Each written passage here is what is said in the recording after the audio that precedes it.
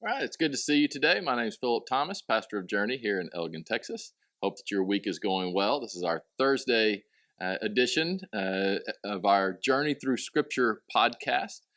We are going chronologically through the Bible. We are going to be looking into Ezra chapter 7 through 10 and Nehemiah chapter 1 today. So Ezra and Nehemiah.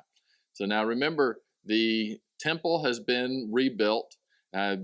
Throughout the exile, this time period, you have a lot going on. So things are being rebuilt. There's a mixture of kind of the people who never went into exile, who were still in the land. You have other people who have now come into the land. You have Persians who are in the land.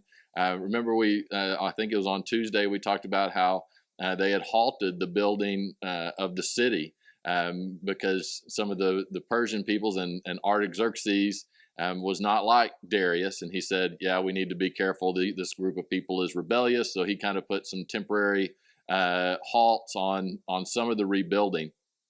But so there's different groups that come back from Babylon or in Persia and return to the city at different times, and so lots going on here.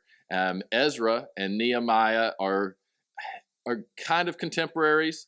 It seems like that they were there at the same time, maybe not for very long. We're not sure the exact time frame here, but Ezra is a scribe, and he comes back not to rebuild anything structurally, but to actually start holding the priest to account, making sure that the people as well.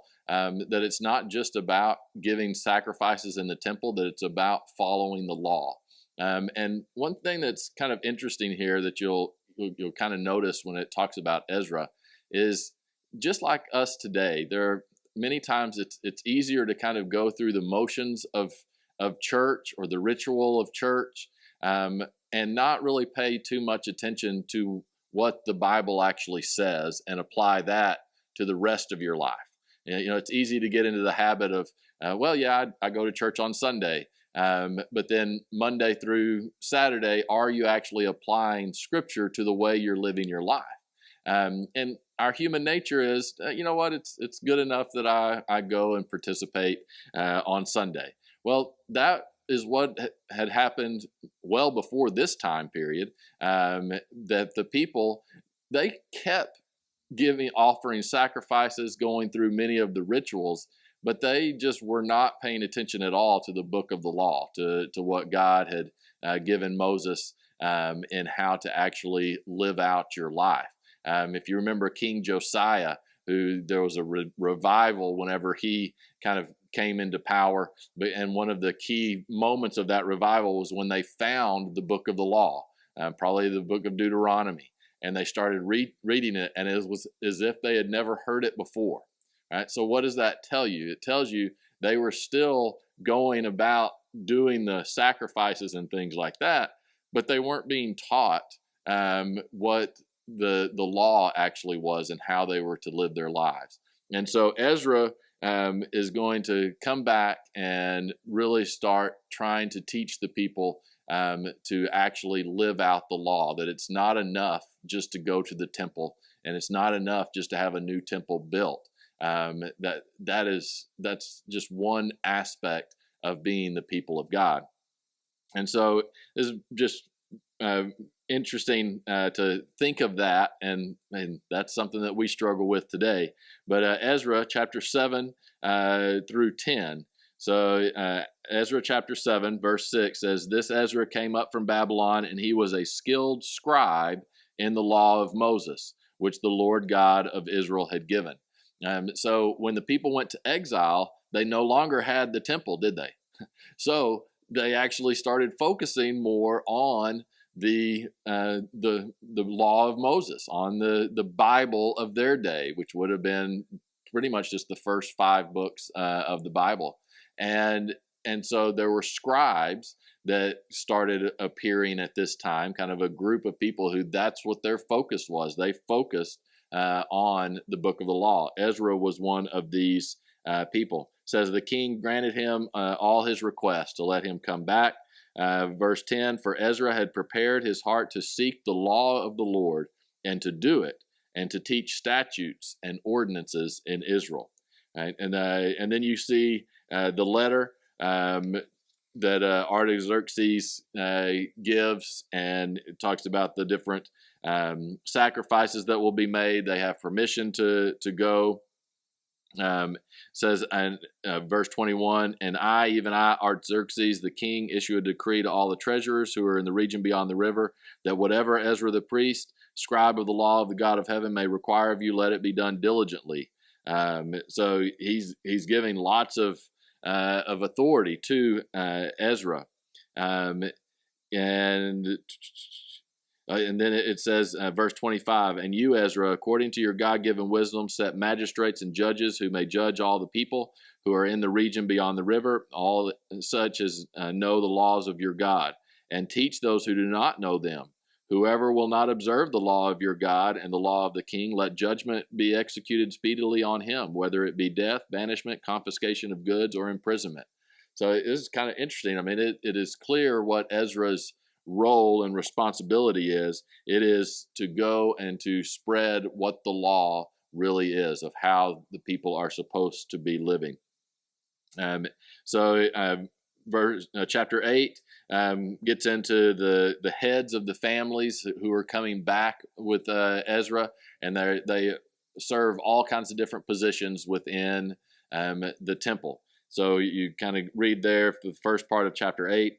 Verse 21 is interesting. It says, then I proclaimed a fast at the river of Ahava, that we may humble ourselves before our God, to seek from him the right way for us and our little ones and all our possessions. For I was ashamed to request of the king an escort of soldiers and horsemen to help us against the enemy on the road, because we had spoken to the king, saying, the hand of God is upon all those for good who seek him, but his power and his wrath are against those who forsake him. So we fasted and entreated our God for this, and he answered our prayer. It's kind of interesting. Basically, Ezra, they're beginning their long journey. It'd be about a 4-month journey. He didn't request escorts, which he was coming back with all kinds of gold and silver and things like that. So there was no soldiers to protect him. And he kind of said, because he told the king that they were going to trust God. And you nearly feel that Ezra was like, man, I sure could use some of those soldiers now. But he just humbly still calls all the people to fast as they prepare to make this long journey. And they are requiring God's provision for them, and God does provide that. So they return to Jerusalem and deliver all of the orders that have been given by the king that Ezra has, and so they are now back in Jerusalem at the temple. And so then chapter 9 goes into one of the first things that Ezra runs into that's a problem. Again, not a problem with the temple, not necessarily a problem with how they're going about worshiping or doing the sacrifices or anything like that, but it's about how they are living. And that was intermarriage. And I think it's important for us to think about this, because we hear this and we're like, well, what's wrong with intermarrying? Because we typically think of, when we talk about intermarrying, we think of marrying someone of a different race. That is not the concern here that Ezra has. It gets pretty complicated. Did they want to, continue to marry within the Jewish people?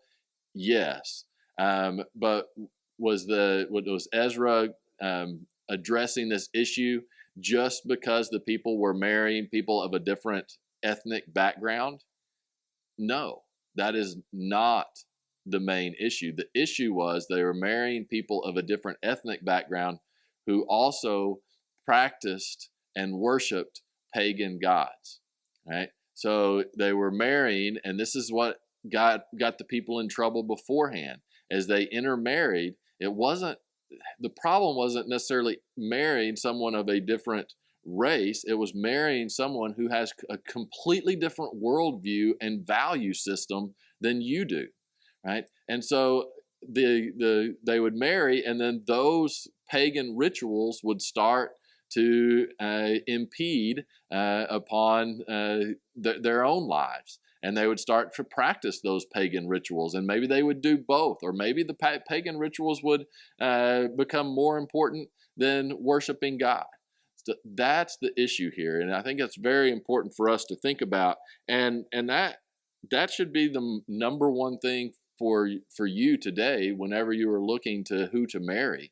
The number one issue shouldn't be, well, am I marrying someone in the same socioeconomic and the same ethnic background and same race as me?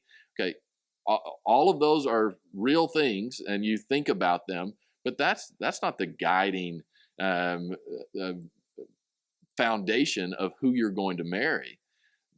You should be looking at the values, the worldview that someone has, and it needs to line up with yours. Is it going to perfectly? No, but there needs to be a common understanding. And what Ezra is saying is you need to marry people who have a common understanding that there's one God, creator of all, and we worship him, and we're not going to open the door to walking down other pagan religions. And so you see that, in fact, it says, the people of Israel, this is in verse 1 of chapter 9, the people of Israel and the priests and the Levites have not separated themselves from the people of the lands with respect to the abominations of the Canaanites, Hittites, Perizzites, Jebusites, Ammonites, Moabites, Egyptians, and Amorites. So what is the focus there with respect to the abominations? Those were the practices of these groups of people, right? And not the groups of people themselves, but what they were doing, what they believed. And Ezra certainly believed there should not be intermarrying among them. Verse 3, it says, so when I heard this thing, I tore my garment, my robe, plucked out some of my hair of my head and beard, and sat down astonished. Right? So he's weeping, he's mourning because of what is happening, because he knows where that leads. Says in verse 6, and I said, "Oh my God, I am too ashamed and humiliated to lift my face to you, for our iniquities have risen higher than our heads, and our guilt has grown up to the heavens. Since the days of our fathers to this day, we have been very guilty, and for our iniquities, we, our kings, our priests, have been delivered into the hand of the kings of the lands, to the sword, the captivity, to plunder, to humiliation, as it is this day.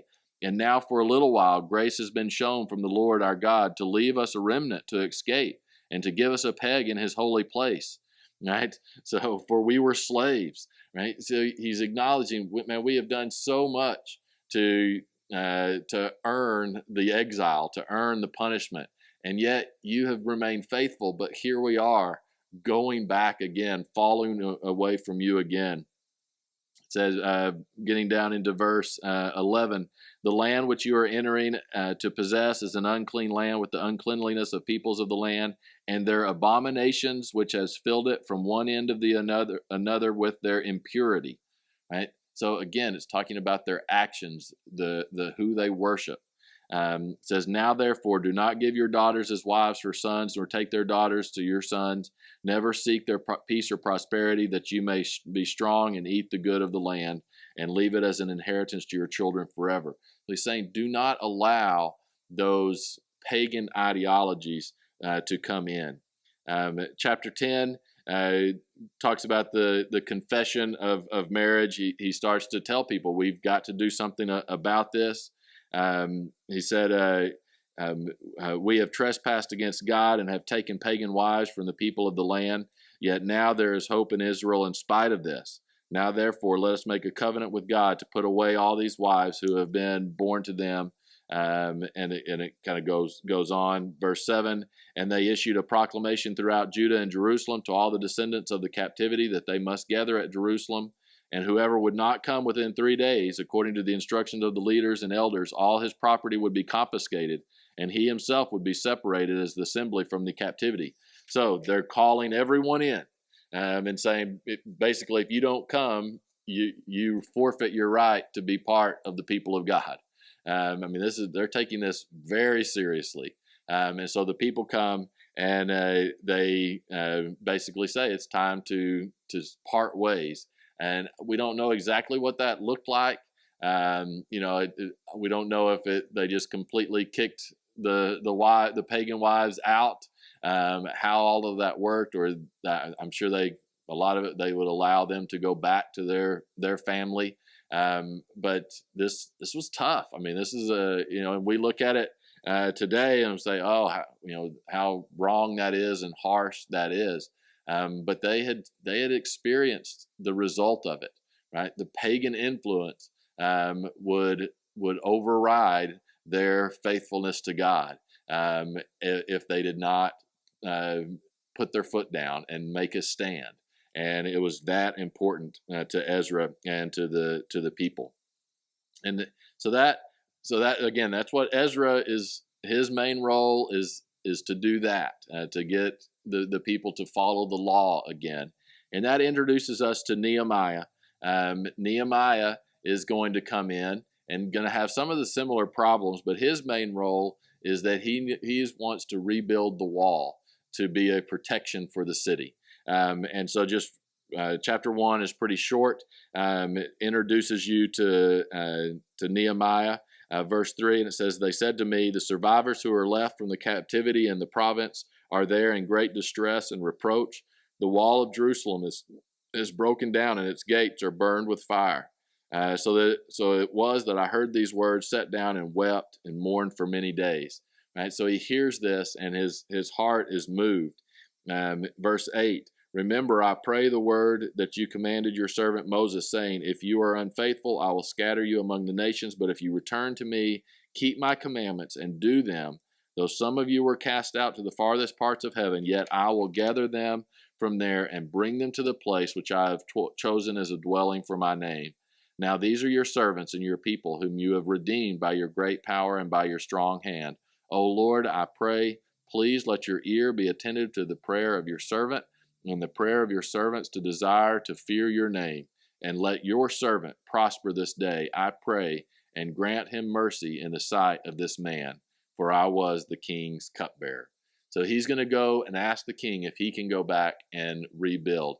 And it's interesting that Nehemiah receives this message of the distress that is happening, and he feels moved to go and to do something about it. And he begins praying, and he prays for success. He prays that God will that he is doing what he should be doing, and that God will open the doors. And so he goes to the king to request the opportunity to go back and rebuild the wall. So that we will pick up next on Tuesday. So let's read Nehemiah chapter 2 through 7. Nehemiah 2 through 7. All right, we will see you on Tuesday.